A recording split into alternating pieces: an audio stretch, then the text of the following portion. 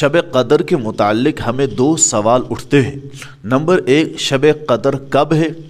Number دو، ہمیں کیوں نہیں بتایا گیا کہ فلانی رات شب قدر کی ہے؟ یہ دو سوال ہے جو ہمارے سامنے اس وقت ہے۔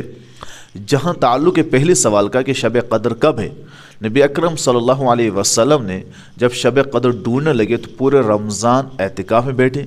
پھر نبی آخری عشرے میں نبی اکرم صلی اللہ علیہ وسلم نے یہ فرمایا کہ شب قدر کو رمضان المبارک کے آخری عشرے کے طاق راتوں میں ڈھونڈو۔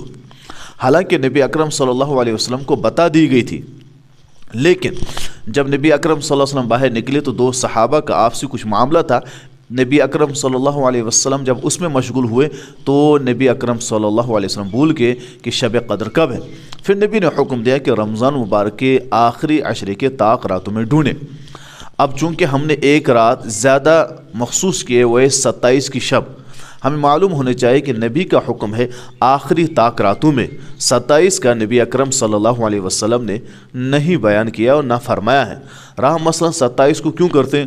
اگر ہم دیکھتے ہیں حسن بصری رحمہ اللہ کا قول دیکھتے ہیں تو وہ کہتے ہیں 17 کو ہے۔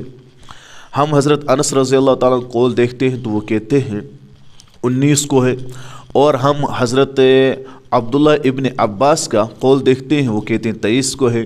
ہم حضرت عبداللہ ابن مسعود کا قول دیکھتے ہیں وہ کہتے ہیں 24 کو ہے۔ ہم حضرت ابی بن کعب رضی اللہ تعالیٰ عنہ اور صحابہ میں سے ایک کثیر تعداد کی رائے دیکھتے ہیں تو کہتے ہیں 27 کو ہے۔ اب چونکہ راجح اور زیادہ رجحان 27 کی طرف ہے، اس وجہ سے ہم یہ 27 کو مناتے ہیں، یعنی 27 کو شب قدر کی فضیلت کو حاصل کرنے کی کوشش کرتے ہیں۔ لیکن الگ الگ چونکہ رائے ہے تو نبی کا حکم بھی ہے کہ آخری طاق راتوں میں ڈھونڈیں، تو ہمیں چاہیے کہ کثرت سے آخری 5 راتوں میں شب قدر کو ڈھونڈیں۔ رہا مسئلہ ہمیں کیوں نہیں بتایا گیا، شب قدر کی فضیلت کیا ہمیں معلوم ہے، لیلۃ القدر خیر من الف شہر، یہ ایک اہمیت والی رات ہے۔ ہمیں یہ معلوم ہونا چاہیے جس چیز کی جتنی اہمیت ہے اللہ تبارک و تعالیٰ نے اسے ہمیشہ پوشیدہ رکھا۔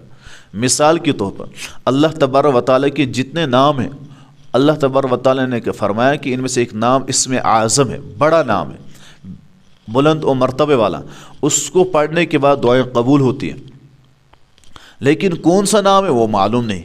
تو پھر یہ ہے کہ قول اقوال ہوں گے کہ فلانی ہو سکتا، یقین ہی نہیں ہے، اور ہمیں ہر نام پڑھ کے دعا کرنی ہے چونکہ عظمت ہے۔